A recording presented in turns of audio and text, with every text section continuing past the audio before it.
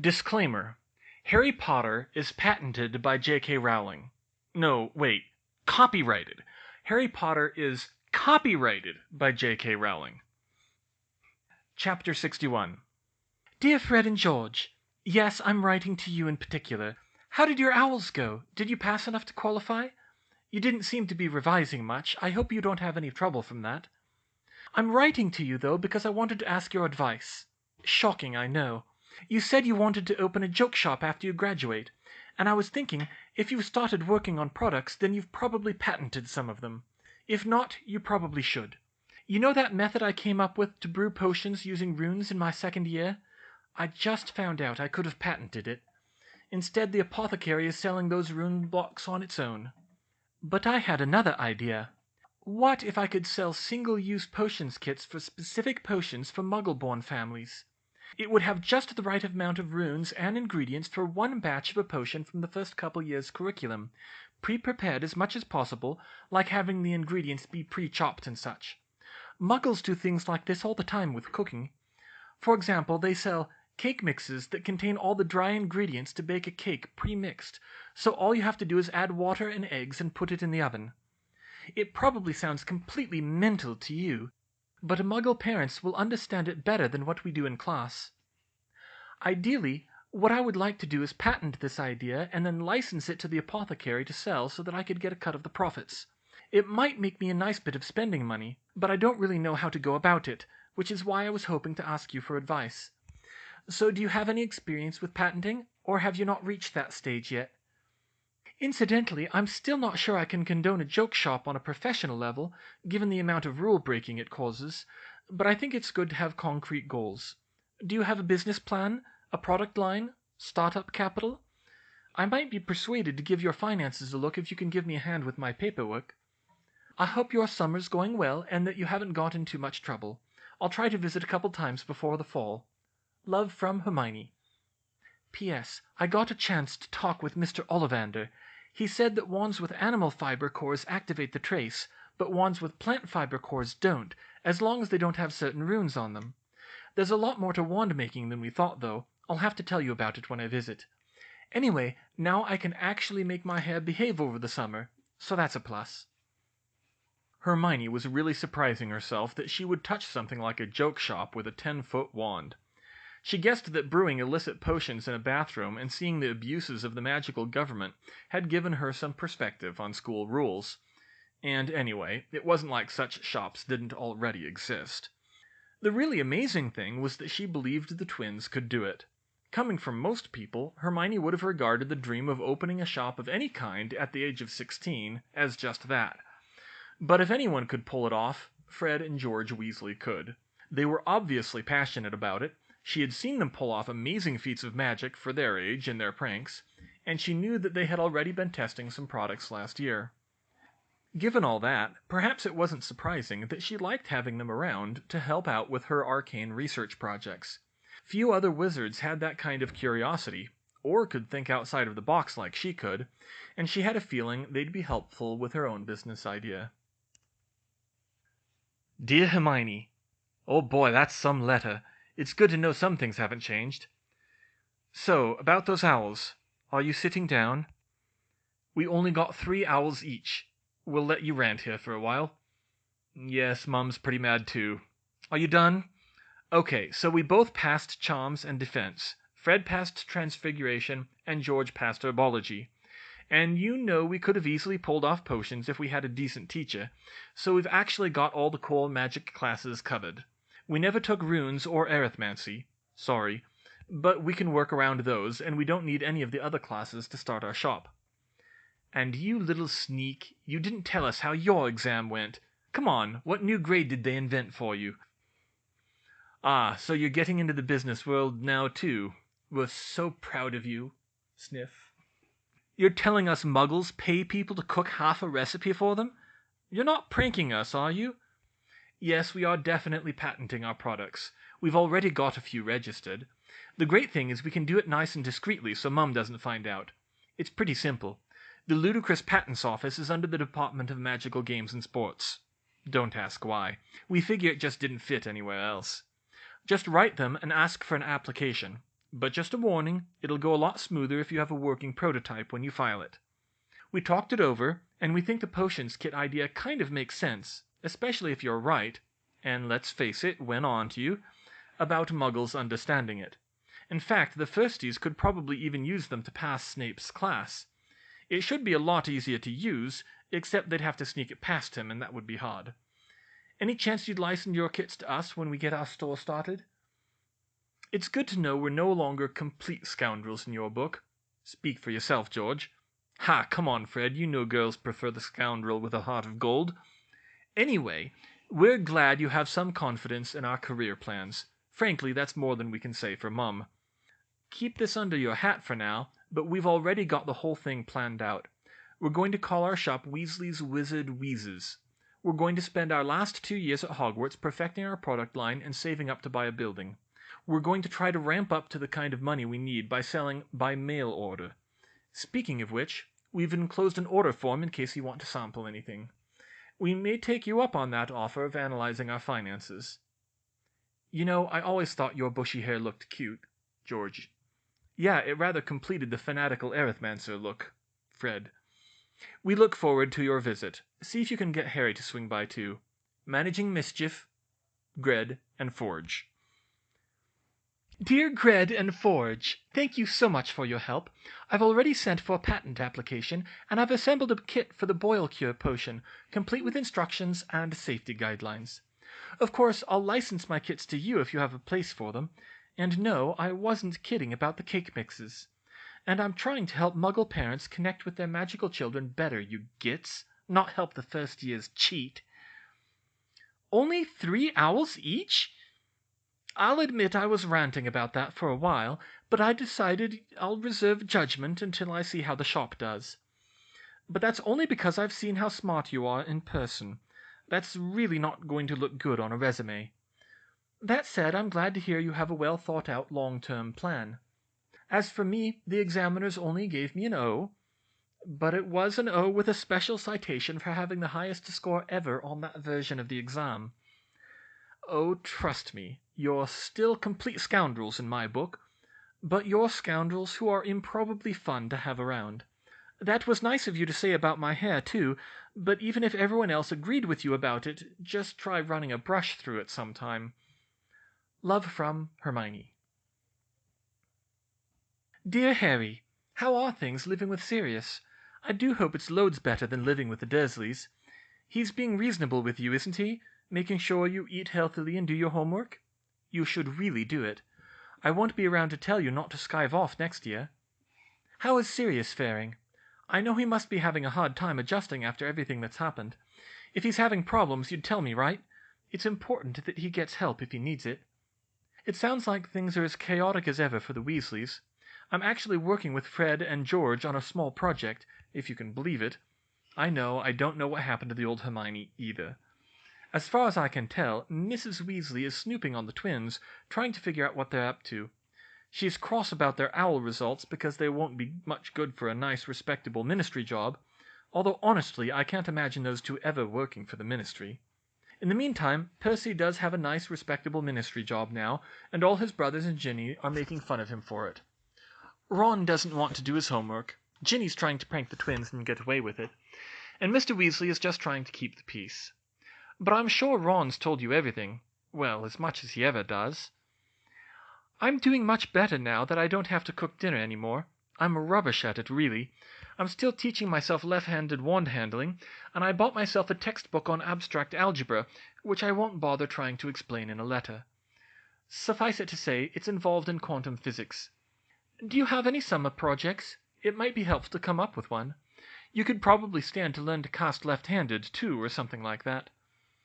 Please don't hesitate to write me if you're in trouble. I've only got a few more weeks when I'll be around to make sure you stay alive. No offense, but I'm going to worry about you a lot more than my other friends. You do seem to have a knack for getting in trouble. Love from Hermione. Harry smiled and shook his head. Same old Hermione, he thought. Aside from her sudden interest in the twins' business interests. He was grateful that she cared so much to look out for him like that, but she did get carried away sometimes. Harry's life with Sirius might not have been the healthiest by the Grangers' standards. Certainly, Sirius wasn't a perfect parent. He didn't really know how to do it, and was probably a little on the lax side, and sometimes he still lost his temper and started yelling, but he was always sorry about it right afterwards. And, most importantly of all, he loved Harry, and Harry loved him back. He thought it was a great life. They had a little 2-bedroom flat in London where they could lounge around all day if they wanted, and Remus could visit. Harry always got enough to eat, even if it wasn't as healthy as the fare at Hogwarts. Sirius spent long hours telling him about his parents and their time in school, and yes, he was getting his homework done. He couldn't think of a single way in which it wasn't miles better than living with the Dursleys. He picked up a quill and started penning a letter back to Hermione, assuring her that everything was fine. Dear Harry and Sirius Weasley family, oh my goodness, have you seen what's happening with the comet? The pieces that have crashed into Jupiter so far have left great big black clouds as big as the Earth. It's unbelievable how much power is getting blasted around up there. We talk about power with people like Dumbledore and nuclear weapons or hurricanes, and that's nothing. Mom and Dad drove me out to an observatory where we could see Jupiter through a big telescope that's like the one in class. It was amazing. We could see the flash from one of the impacts, but it wasn't just a flash, it was so big it went on for minutes. The whole thing's still going on. You should try to see it if you at all can. I don't have to do the report Professor Sinestra signed on it, but I'm still going to collect some documents and photos for the astronomy professor at Beauxbatons to see. I'll send you copies. Love from Hermione. Dear Hermione, Mr. Weasley, I'm afraid we don't have the resources to see things up close like you do, but what we saw of Jupiter through the children's telescopes was very interesting. It's amazing to think that things can happen that are so big they change the face of an entire planet. You'll definitely have to send us a copy of those Muggle documents. I've always wondered how they see things with their special telescopes. Gred and Forge. Fred and George, honestly. Mrs. W. Hey Hermione, that's pretty neat about the comet, and inspiring. We may see if we can make some fireworks based on it. By the way, the round of 16 of the World Cup is over. You got 6 out of the 8 matches right. Care to revise your predictions for the quarterfinals? Ginny. Thanks for the advice. We couldn't see as much as you, but it was pretty cool. Are you going to visit soon? It gets annoying with only boys around. Well, there's Luna, but I can only take so much of her. Ron. Blimey, Hermione, you still doing extra work? No, I'm kidding. Really, guys, as if anything could stop you. I'm sure you could tell me all about it with that fancy arithmancy talk. It still looked pretty cool, though. Percy. A very interesting event, Miss Granger. I must say I was pleasantly surprised. That's deep enthusiasm coming from Percy. Ron. Mrs. Weasley. Thank you for your letter, dear. We'll be sorry to see you leave in the fall. You know our door is always open to you. Sincerely, the Weasleys. Dear Fred and George, enclosed you will find my revised bracket for the remainder of the World Cup. My overall assessment is almost the same for the teams I picked correctly, except that I no longer think Peru has much of a chance, not with the way Transylvania played in the last round. It seems you've taught me well. I'm currently in negotiations with Slug and Jigger's Apothecary to sell my patented wandless potion kits. I should be able to have at least a couple of different kits on the shelves in time for the school shopping season. The apothecary is assembling them, but I'm providing the packaging. I found a Muggle printer's shop that was willing to print it for a fraction of what it would cost in Diagon Alley. Thank you, mass production. I told them it was for a Muggle fantasy board game. I wrote your mum, not about you. I think Harry and I will be able to come over for dinner on Saturday. Hopefully we'll see each other then. Love from Hermione. Dear Hermione, how's your summer been? It's going to be so much lonelier at school without you this fall. I'm sorry if you feel like I haven't been all that close to you. Parvati is too, but we're really going to miss you. Do you think maybe we can meet up one last time this summer before you have to go to France? It'd be nice to see you again. Lots of love, Lavender Brown. Dear Lavender Parvati, my summer's going very well, thank you for asking. I was grounded at the start for almost dying again, but the rest of it has been excellent. My parents and I had a nice dinner with Harry and the Weasleys last weekend, and I've been keeping up with all my usual projects. I've got a lot to say that I don't have time to write here, but I think we can manage to catch each other sometime, maybe even lunch at the Leaky Cauldron. By the way, when you do your shopping, take a good look in the apothecary for the new wandless potions kits. I don't know if they'll be a big seller, but honestly, I should have thought to do that last year. Love from Hermione. Dear Hermione, oh Merlin, you're only 14 and you're already in retail? Tell us everything. Lots of love, Lavender and Parvati.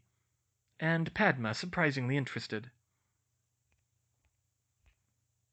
Dear Hermione, I was wondering if you were perhaps going to the final of the Quidditch World Cup. If you weren't planning to, you may wish to consider it. It should still be possible to get a ticket, albeit not one of the better ones. It's rare for the World Cup to be held so close to home, so this is something of a once-in-a-lifetime experience. I will be attending with my nephew and his family, and I would very much like for you to meet my grandniece Georgina. You will be able to find our tent in section 15F. I wish we had more time to discuss your latest arithmancy studies in person.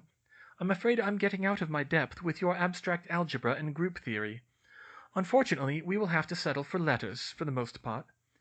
Congratulations for the acceptance of your paper on coherent light. It was very original. I think we should be able to finish our joint paper on the systematization of extension charms using non-Euclidean geometry sometime this fall. I look forward to your next correspondence on the matter. Best regards, Septima. Dear Septima, thank you for your invitation. I initially wasn't planning on attending the World Cup, but I just found out I'll be able to. Ron's dad got a great deal on a bunch of tickets through his ministry connections, and he got one for me too. Sometimes the patronage system pays. I'll be sure to drop by while I'm there. I'd love to meet Georgina. I'll see you on the 25th. Love from Hermione. There was one topic Hermione had been avoiding that summer with her parents, but with August more than half over, she didn't think she could anymore. Mom, Dad, I want to get my front teeth magically reduced. That got a pair of disappointed looks from her parents. Well, Hermione, her mother said slowly, it's nice that you're trying to feel more confident and take some pride in your appearance, but we don't want you to go overboard. Honestly, your teeth aren't that bad. Maybe not by Muggle standards, Mum, she said. But wizards have magical ways of correcting teeth, and almost everyone has it done, except for people like Marcus Flint. I think he leaves them like that on purpose, so I really stand out more than I'd like. Well, okay, her father said. We understand if you don't want to stand out that way, but we've already been over this. Your teeth are straight enough that there really isn't anything that needs to be done, and if you really want to do something about your front teeth, wearing a simple brace for a year will... Dad, those things are slow and uncomfortable, and you know it, Hermione interrupted. Madame Pomfrey could have fixed my teeth in minutes. In fact, she offered to me to do it. I held back because I thought you'd disapprove. We just don't think teeth and magic should mix, her father said. Mom, Dad, I get it. You're dentists. This is your area of expertise. You want it to still be relevant in the world I'm growing up in. But the fact is... She trailed off and tried to think of how best to break it to them. The fact is that they can regrow bones in the magical world, and teeth are basically the same, at least if you're young. She tried not to think about old toothless Tom at the Leaky Cauldron. In second year, Harry had to regrow all the bones in his left arm, and they came in just fine, all the ligaments and tendons attached right and everything. Shrinking teeth is a piece of cake in my world. Hermione, this is still your world too, Mum said.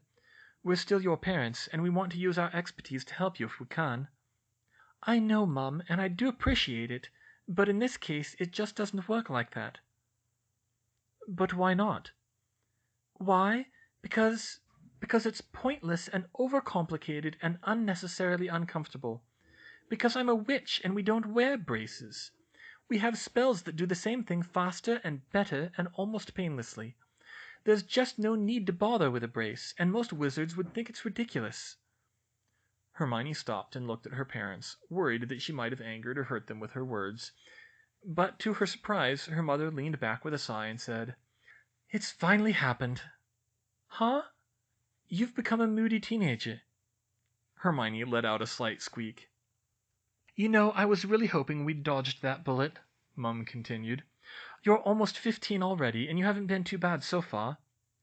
Mom, I didn't mean... No, Hermione, we understand what you're telling us. Witches and wizards don't need dentists. And we can understand your attitude. I was a 14-year-old girl once too, you know. It can be hard at your age. It's just hard for us to accept... She sighed and said, "What do you think, Dan?" Hermione's dad frowned a little, but he said, "You know, from the day we sent her to Hogwarts, we knew she was going to be living in a different world. And if that world doesn't need dentists, then maybe that's just bad luck on our part." Emma frowned and didn't look like she wanted to budge. "And after everything she's been through, maybe the best thing we can do is give her a chance to make a good first impression at her new school. Maybe we should compromise," he suggested. "Why don't we go to whoever would handle teeth? The hospital, maybe? St. Mungo's? Then we could have a discussion with whoever would actually do the procedure, so we at least understand how it works before we decide if we want to go ahead with it." Emma bit her lip, much as her daughter sometimes did, and Hermione looked at her hopefully. "Oh, all right," she said, sounding a tad defeated. "Maybe we do need to get used to this. Just try to curb the attitude, young lady." Hermione smiled softly. "Thank you, Mum," she said.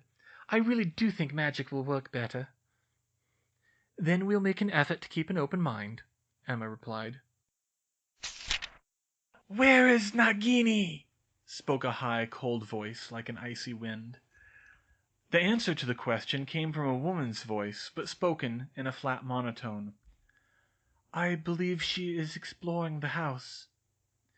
"You will milk her before we retire, Bertha." No response came to this, for none was needed. There was a hissing sound. "Ah, interesting news. Bertha, Nagini reports that there is an old muggle eavesdropping outside the door. Do kindly invite him in." "Yes, my lord," the flat voice responded. A moment later, old Frank Bryce was met with a woman at the door. She was fairly attractive, probably in her 30s, but she had a dazed look on her face as if she were in a trance. "Please come in," she said in her monotone voice. "You have been listening, Muggle?" the high man's voice said. "What did you call me?" Frank grunted. "I called you a Muggle. It means you're not a wizard." "I don't know what that means, but I know you're not supposed to be here." "On the contrary, Muggle, I inherited this house from my father." "What kind of a story's that? The Riddles were murdered 50 years ago." "Were they now?" the voice hissed. "Were all of them?" Frank started to get nervous. What are you talking about now? And why don't you look at me when I'm talking to you?" "Of course," the voice said dryly. "Where are my manners? Bertha, turn the chair around." The woman spun the chair so that they could come face to face. Frank Bryce's scream was just long enough for the thing sitting there to hiss 2 words. "Ah!" 200 miles away, Harry Potter sat bolt upright in bed as a white-hot pain pierced his forehead. He looked around, unsure of where he was for a moment, and then he remembered Sirius's flat. He was safe, and, best of all, nowhere near the Dursleys. "Harry, you all right?" The light flipped on, and he looked up to see his godfather standing in the doorway. Yeah, I'm fine," Harry groaned, rubbing his forehead. "Harry, is your scar hurting?" Sirius said with concern. Oh, it's nothing." "Are you sure? Didn't you tell me it was your first year your scar only hurt when Voldemort was around?" "Yes, but it was just a dream. I mean, he couldn't be here, could he?" "No, the wards would have..." Sirius stopped and eyed Harry curiously. "Was he in your dream?" Yeah, I think so," he said uncomfortably. "What happened?" Sirius asked urgently. "What?" Harry said in confusion. "Why would that matter?" He squeezed his eyes shut and shook his head, trying to remember. I don't know. There was a woman with him." "A woman?" Sirius asked. Voldemort never had many women in his group. Yeah, she had a weird, flat voice. And he didn't look human. I don't know, they didn't really say anything, but he killed an old man. Sorry, that's all I remember." Sirius sighed heavily. This wasn't a good sign. "All right, pup, try not to worry about it. And try to go back to sleep," he said. "All right, Dumbledore, he'll want to know about this." "It's not important. Just in case, Harry, and that's final." Harry stared as his godfather left. Sirius rarely got so, well, serious. He still didn't think it was a big deal, even if it had been over 2 years since his scar had twinged like that. But just as long as it didn't interfere with the World Cup on Monday, he could let it go. "All right, Hermione," Emma said as she saw her daughter off with Mr. Weasley. "Have fun out there, and be careful." "Mum, it's only 3 days. I'll be with the Weasleys the whole time," Hermione said. "What's the worst that could happen?" "Probably nothing, but we still worry about you. Aren't you taking Dobby with you?" "I'll call him to the campsite once we get there. I'll see you on Friday. I love you." "We love you too, sweetie. See you soon," Mum answered. Hermione walked off with Mr. Weasley and flew into the burrow with her newly straightened smile on her face. "Hermione!" Ginny was the first Weasley to run forward and give her a hug. "It's so good to see you, and oh, Merlin!" Fred and George came in for a closer look. "Wow, Beauxbatons isn't going to know what hit it," said Fred. When Ron saw what his siblings were talking about, he blushed heavily. He approached and hugged her awkwardly. "Hey, you look nice, Hermione," he said. "Well, come on, what's all the fuss here?" Mrs. Weasley came into the living room. Even her eyebrows were raised when she saw. "Well, who's this?" she said. "This can't be little Hermione." "Hello, Mrs. Weasley, thank you for inviting me," Hermione replied. Since her last visit, Hermione had finally got her hair straightening charm generalized to one that would curl hair at a specific radius. She set the radius about twice as large as her hair's natural wave so it wouldn't hang limp, but still wouldn't go back to being tangled and unmanageable. Between that and her teeth, she finally had her appearance just about where she wanted it. She was sure she would never care about all of that on the level that Lavender and Parvati did, but she was surprised how much more confident she felt when she could take care of those two things. "Oh, of course, you're quite welcome. And you look very lovely, dear. I almost didn't recognize you. Now, I don't believe you met my oldest children, Bill and Charlie. Boys, come in here and introduce yourselves." The oldest Weasley son, Bill, was tall and thin, like his father. He wore his hair long and in a ponytail, wore an earring with a fang on it, and was well tanned from his time in Egypt. "Hello, Hermione," he said, shaking her hand. "I've been wanting to meet you. I wanted to give you my belated thanks for helping save Ginny's life. I read your paper in the—" "Curse-breaking circulars, I know," she interrupted. "You do?" he said in surprise. "I got a letter from a curse-breaker in India. I'll show you later. It's good to meet you, Bill." Charlie, on the other hand, was short, stocky, and weather-beaten. He had several visible scars and wore relatively heavy clothes. "It's good to finally meet you, Hermione," he said. "Ron and Ginny told me about your self-tightening charm. You'll have to teach me that. It could come in handy." "Of course. I haven't tried it on anything big, though." "Now, you'll be staying in Ginny's room again," Mrs. Weasley said. "She'll show you up. And Fred, George," she added as the twins moved to follow, "I'd better not hear about you pranking any of the house guests, or else—" "Us? We would never!" Frank replied in mock indignation. "And besides, our Hermione can probably give back better than she gets," George added. "Don't listen to them," Ginny said when the girls got to their room. "They'll get you if you ever turn your back on them. They're going all out this year with their Weasley's Wizard Wheezes stuff." "Oh, they told you about that?" Hermione said in surprise. "Not deliberately. Mum found a stack of order forms when she was cleaning and—" "Wait, they told you?" Yes. They mentioned it while we were experimenting with the toy wands, and we've been corresponding about some of our business ideas." "And you didn't try to shut them down?" "Would it have actually stopped them?" Ginny giggled. No, it wouldn't have done. Honestly, I think it'll be good if they can pull it off. Don't tell them I said this, but I think they've got sounder career plans than the average Ravenclaw at this stage. Really? Ginny, how often does the average Ravenclaw think about what comes after school? Good point. So how have you been? I haven't had much chance to talk to you this summer. It's been nice. Mum was freaking out at first because of the thing with Sirius. I think she wasn't sure whether to scream at me for almost getting myself killed or praise me for standing up for my friends. That's better than I got, Hermione said. I was grounded for 2 weeks. Ooh, tough. But Mum's been focusing on Fred and George ever since the owl results came in. Yeah, I still think that wasn't the best decision for them to neglect them so much, Hermione admitted. But I guess that's the twins for you. So are you excited to see Harry tomorrow?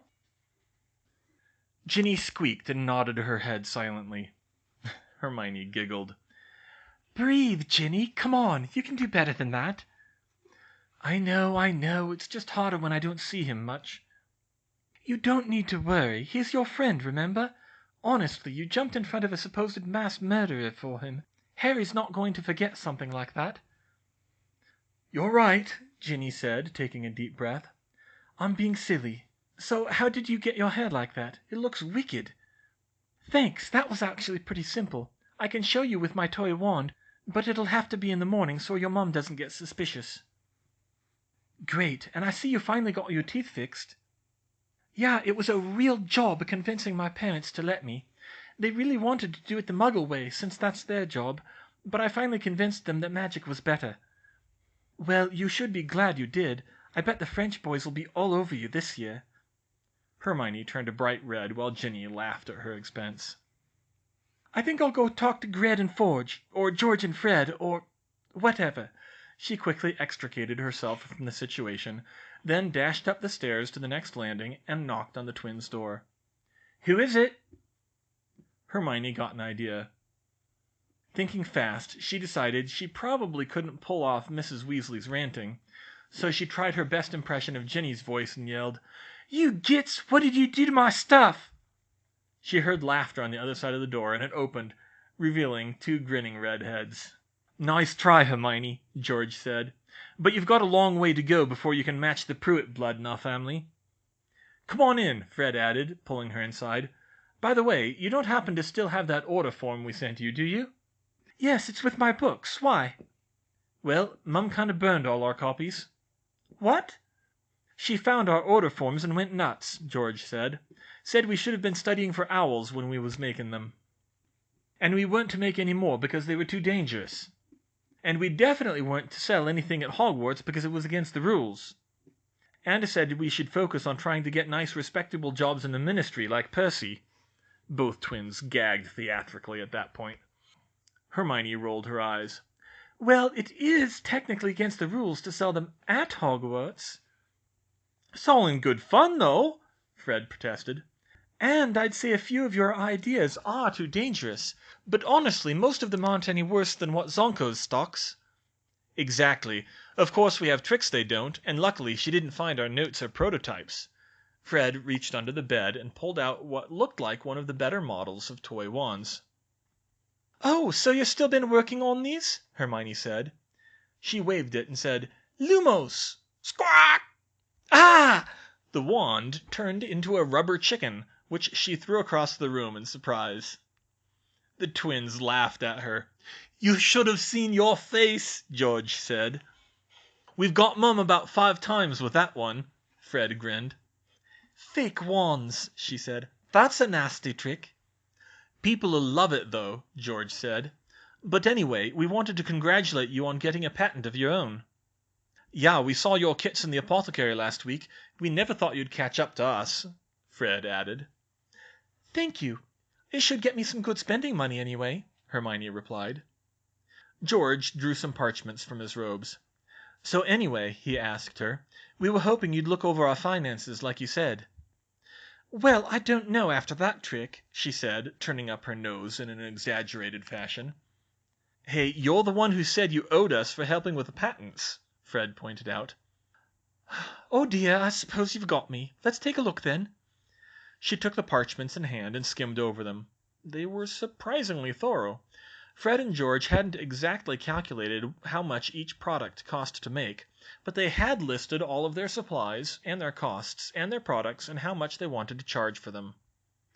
It's complicated," she said. "You look like you're set to make a profit right now if your sales are good. As for down the road, you'll save money manufacturing in bulk. But then again, you'll also have a lot more overhead to run a shop, and I don't know what things like rent and utilities run in the magical world. I'll need more time to look at this in detail, but I don't see anything in here that would obviously derail it." "That's good enough for me," George said. "If there's one thing I've learnt in the past 3 years, is that you've got to trust Hermione." Hermione blushed and smiled a little. She thought that was a little much, but it was good to know George had faith in her. "I don't know about that, George," Fred countered. "I didn't trust that look she was giving me a minute ago." She glanced at him again. "There it is again. I think she's out to get us. You'd better not turn your back on her." "What are you telling me for?" George said. "You're the one who pranked her with the wand." Fred plastered a comically fake look of horror on his face. "Oh no, I must escape," he said melodramatically, and he bolted from the room, laughing all the way. "Brothers," George told her. "Can't live with 'em. Can't send 'em to Timbuktu in a shipping crate. I know. We tried it with Percy once." Hermione soon found herself laughing hysterically, even though it really shouldn't have been funny. Fred and George tended to do that to people. She wasn't sure she'd laughed that hard all summer. It was times like this when she really wished she could stay at Hogwarts. Being an honorary Weasley could be a lot of fun at times. Okay, I'm done," Fred said, sticking his head back through the door. "Come on, Mum says it's supper time." Supper was a chaotic affair, like most things at the Burrow, especially when all of the Weasleys were home. There was just barely room for the 10 of them to squeeze into the kitchen, with Hermione sandwiched in between Ron and Ginny. Percy appeared to only come down to dinner because he had to, and went right back up to his room afterwards. He was apparently working overtime on some very boring project for his job at the Ministry. At least, that was the impression she got from the others. Hermione shuddered to think how close she might have come to turning out like that if she'd never met his less uptight brothers. Ginny and the twins always seemed to be one fumble of a spoon away from a food fight, and Bill and Charlie seemed to be encouraging them, when they weren't entertaining the table with tales of their work in Egypt and Romania. Mr. Weasley, as usual, peppered Hermione with questions about the Muggle world, taking a particular interest in the idea of a cake mix, and asking why such a thing existed. She was surprised to find out that she wasn't entirely sure. True, a mix was quicker and easier than making your own batter, but not by that much, not if you knew what you were doing and were reading from a recipe. The biggest advantage, she decided, was not having to worry about stocking all the ingredients. "I'm glad you could come this week, Hermione," Ginny said when they laid down for sleep that night. "It's not going to be the same without you around." "Yeah, I know. It'll be tough starting at a new school," she replied.